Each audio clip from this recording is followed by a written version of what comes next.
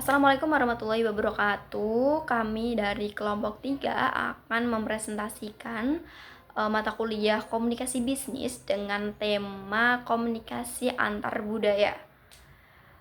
Di sini kami terdiri dari 3 kelompok. Yang pertama yaitu saya Juliana dengan NIM 147, dan juga saya ditemani oleh teman-teman saya, yaitu yang pertama ada. Perkenalkan, nama saya Muhammad Nur Faizin, NIM 126 sebagai pemateri. Dan yang kedua ada. Saya Anissa Oleh Sahrani, NIM 118. Oke, langsung saja kita lanjut untuk melakukan presentasi. Waktu dan tempat kami persilakan. Di sini saya akan menjelaskan tentang apa maksud dari komunikasi bisnis lintas budaya dan fungsi-fungsinya. Nah, yang pertama adalah maksud komunikasi bisnis lintas budaya. Komunikasi bisnis lintas budaya adalah cara kita berinteraksi dengan orang dari latar belakang budaya yang berbeda. Setiap budaya punya cara unik dalam berkomunikasi seperti bahasa, adat, dan nilai-nilai yang mereka pegang. Dalam bisnis lintas budaya, memahami cara orang berkomunikasi, kebiasaan, dan nilai-nilai mereka itu sangat penting. Misalnya, di Cina mempunyai adat tersendiri tentang cara menjamu tamu.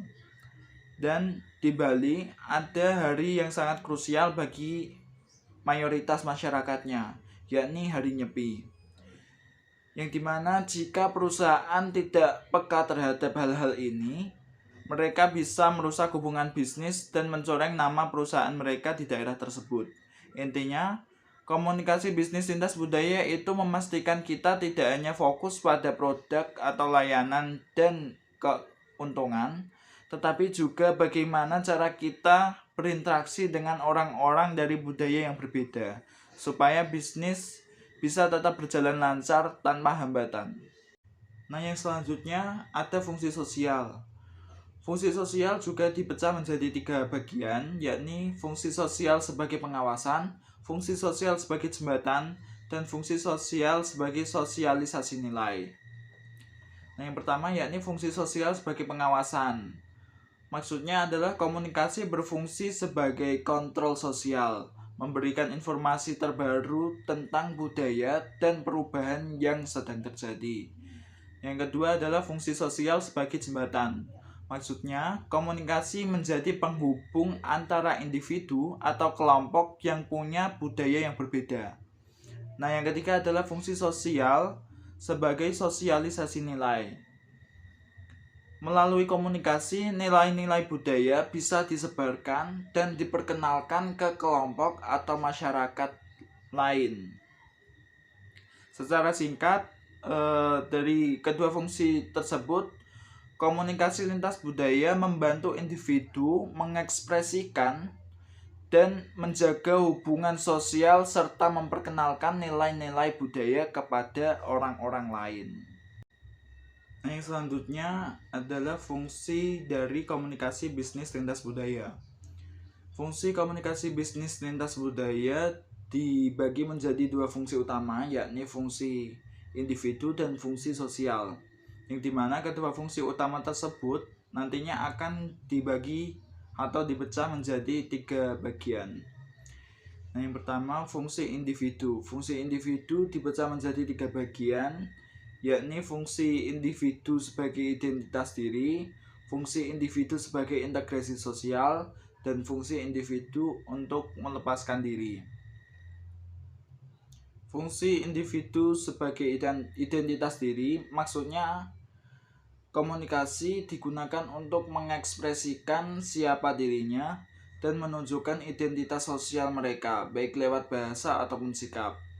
Nah, yang kedua adalah fungsi individu sebagai integrasi sosial, yang dimana komunikasi membantu individu merasa diterima dalam kelompok, meskipun ada beberapa perbedaan budaya di antara mereka. Nah, yang ketiga adalah fungsi individu untuk melepaskan diri. Di fungsi ini maksudnya adalah selain bertukar informasi, komunikasi juga digunakan untuk mencari solusi dari berbagai masalah yang sedang dihadapi. Argensi Komunikasi Bisnis Lintas Budaya. Sebelum ke penjelasan yang lebih lanjut, saya akan menjelaskan mengenai argensi itu sendiri. Argensi adalah kepentingan atau kebutuhan yang mendesak dari situasi atau suatu keadaan. Jadi, argensi komunikasi bisnis lintas budaya sama dengan bagaimana sih pentingnya dalam berkomunikasi lintas budaya itu. Tadi sudah dijelaskan oleh Mas Faiz mengenai pengertian komunikasi lintas budaya. Jadi, saya akan menyimpulkan lagi tentang komunikasi bisnis lintas budaya. Jadi, komunikasi bisnis lintas budaya adalah proses penyampaian informasi, ide, dan pesan dalam hal-hal bisnis antara individu atau organisasi yang berasal dari latar belakang budaya yang berbeda. Intinya, komunikasi lintas budaya ini membutuhkan pemahaman dan pengakuan tentang perbedaan budaya dalam hal nilai, norma, bahasa, dan cara berpikir antar budaya.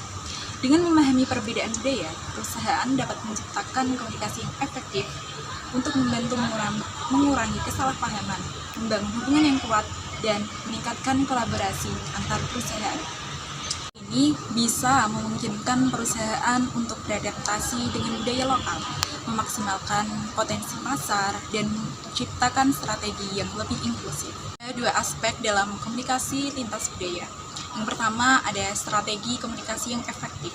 Yang kedua ada tantangan yang dihadapi. Di dalam strategi komunikasi yang efektif ada beberapa cara. Yang pertama yaitu memahami budaya lain. Yang kedua yaitu mengembangkan kesadaran budaya dengan melibatkan pengakuan dan penghargaan terhadap perbedaan budaya. Yang ketiga yaitu menggunakan bahasa yang tepat. Yang keempat yaitu beradaptasi dengan gaya komunikasi yang berbeda. Yang kelima memahami dan menghormati etika bisnis lokal. Yang keenam melakukan riset sebelum berkomunikasi. Aspek yang kedua yaitu tantangan yang dihadapi dalam komunikasi bisnis lintas budaya. Yang pertama ada hambatan berbahasa dalam berbagai negara itu berbeda-beda. Yang kedua ada perilaku etnosentrisme. Yang ketiga yaitu cara berpikir dan cara pandang setiap negara itu berbeda-beda. Terima kasih. Materi yang selanjutnya akan disampaikan oleh Mbak Juliana. Komunikasi bisnis lintas budaya asing. Komunikasi bisnis lintas budaya asing merujuk pada interaksi dan juga pertukaran informasi antara individu maupun kelompok dari latar belakang budaya yang berbeda. Hal ini mencakup cara berkomunikasi, baik berkomunikasi secara verbal maupun non-verbal, pemahaman dan juga penyesuaian terhadap nilai-nilai, norma, serta kebiasaan yang berbeda dari berbagai budaya atau berbagai daerah. Komunikasi bisnis antar budaya asing menuntut sebuah perusahaan atau organisasi ini agar lebih responsif terhadap penghormatan budaya. Penghormatan ini berdasarkan pada bahwa konsumen memiliki hak terhadap budayanya. Nah, kita sebagai orang luar dari budaya tersebut harus dapat menghormati budaya yang ada dalam konsumen, dapat menentukan kesuksesan pemasaran bisnis kita. Apabila para pelaku bisnis akan melakukan ekspansi bisnisnya ke daerah pemasaran, ke daerah lain atau ke negara lain, pemahaman budaya daerah atau negara tersebut sangatlah penting. Artinya, termasuk bagaimana cara memahami produk-produk musiman di suatu negara dan juga memahami bagaimana cara berkomunikasi yang baik sesuai dengan budaya dan juga bahasa dari daerah atau negara tersebut. Hal ini bertujuan agar jangan sampai terjadi kesalahpahaman yang dapat mengakibatkan kegagalan dalam berbisnis. Lalu yang kedua yaitu poin pentingnya komunikasi lintas budaya asing dalam berbisnis. Komunikasi antar negara atau komunikasi antar budaya asing mempunyai peranan penting dalam dunia bisnis untuk menyatukan perbedaan dan setiap perusahaan. Apabila perusahaan atau karyawan tidak memiliki kompetensi lintas budaya yang baik, maka dapat terjadi intoleransi antar karyawan maupun rasa kurang menghargai karyawan ataupun perusahaan lain yang berbeda budaya. Kurangnya kompetensi lintas budaya dan juga kemampuan berkomunikasi lintas budaya juga dapat menghambat proses berjalannya bisnis.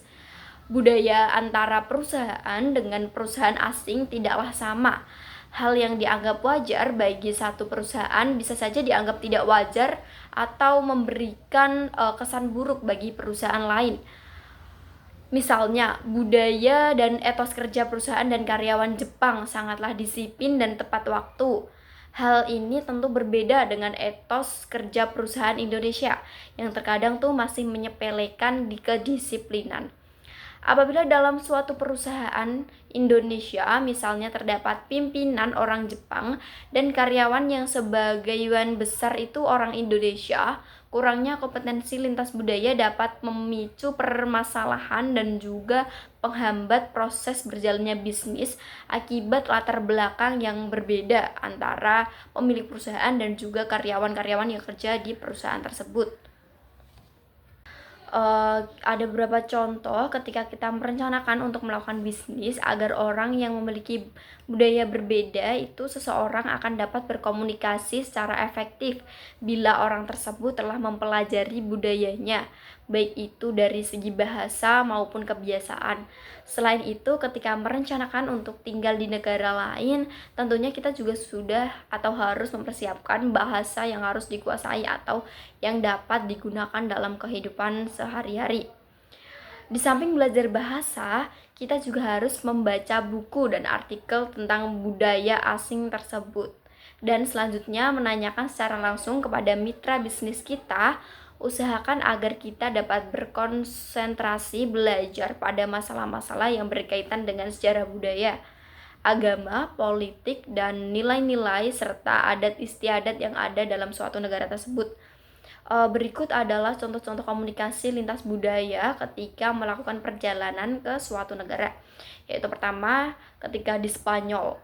Ketika di Spanyol, orang berjabat tangan paling lama itu antara 5 sampai dengan 7 ayunan. Melepas jabat tangan segera dapat diartikan sebagai sesuatu bentuk penolakan. Di Prancis juga orang berjabat tangan cukup dengan sekali ayunan atau gerakan saja. Lalu yang kedua, jangan memberi hadiah minum-minuman beralkohol di negara-negara Arab. Dan yang ketiga, di Pakistan atau negara-negara yang berpenduduk mayoritas muslim, jangan heran kalau di tengah-tengah suatu pertemuan bisnis mereka itu minta izin keluar untuk menunaikan ibadah sholat, karena setiap muslim wajib sholat sehari 5 kali. Juga kita dianggap menghina Tuhan ketika kita berkunjung ke suatu rumah atau bertamu ke rumah orang lain, namun ketika kita dikasih makanan atau minuman kita menolak. Nah, itu juga dapat dianggap sebagai penghinaan kepada tuan rumah atau orang yang memiliki rumah tersebut. Jadi sebaiknya kalau kita ada di negara Arab, ketika kita ditawari minum atau makan oleh seseorang, maka kita harus menerimanya. Lalu yang kelima ada tekankan usia perusahaan Anda ketika berhubungan bisnis dengan pengusaha di Jerman, Belanda, dan Swiss. Lalu yang keempat ada etika komunikasi bisnis dalam negosiasi bisnis lintas budaya dan juga lintas negara. Ada berbagai aspek etika komunikasi bisnis, yaitu seperti bagaimana kita dalam memanggil nama, lalu berkenalan, menyapa, berjanji, lalu melakukan presentasi, melakukan negosiasi, melakukan kontrak, dan semua itu berkaitan dengan budaya. Jadi sebenarnya tidak ada etika komunikasi secara universal, karena setiap budaya asing atau di negara lain itu budayanya pasti berbeda-beda ya. Lalu menurut Robin SP 2002 menjelaskan ketika berkomunikasi dengan orang dari budaya yang berbeda, ada beberapa hal yang bisa dilakukan untuk mengurangi kesalahpahaman. Yaitu yang pertama, mengonsumsikan perbedaan sampai terbukti ada kesamaan. Paling banyak dari kita menganggap bahwa orang lain lebih mirip dengan kita daripada kenyataannya mereka. Tetapi orang dari negara yang berbeda seringkali sangat berbeda dari kita, sehingga jauh lebih kecil kemungkinan untuk berbuat salah jika menganggap orang lain berbeda daripada menganggap sama. Seperti sampai perbedaan terbukti. Lalu yang kedua, menekankan penjelasan daripada penilaian atau penafsiran. Jadi sebaiknya kita menanyakan penjelasan yang ketika kita berbicara dengan orang lain tapi kita belum paham akan hal itu, maka baiknya itu kita harus menanyakan apa maksud atau penjelasan dari orang tersebut daripada kita harus berprasangka buruk kepada orang tersebut. Lalu yang ketiga ada berempati. Sebelum mengirim pesan, tempatkan diri kita dalam posisi menerima pesan. Berusaha untuk mengetahui nilainya, pengalaman dan kerangka acuan pendidikannya, pola pengasuhannya, dan latar belakang dari orang yang tersebut. Dan dapat memberi pemahaman tambahan, berusaha melihat orang lain sebagaimana orang tersebut sesungguhnya. Ini yang terakhir, yang keempat, menganggap interpretasi atau penafsiran sebagai hipotesis kerja sementara. Ketika kita memberikan penafsiran terhadap situasi atau pemikiran baru dari budaya asing, maka penafsiran tersebut dapat dijadikan hipotesis yang harus diuji lebih lanjut. Perlu melakukan penilaian dengan hati-hati terhadap umpan balik yang diberikan oleh penerima informasi guna memastikan bahwa umpan balik sesuai dengan hipotesis.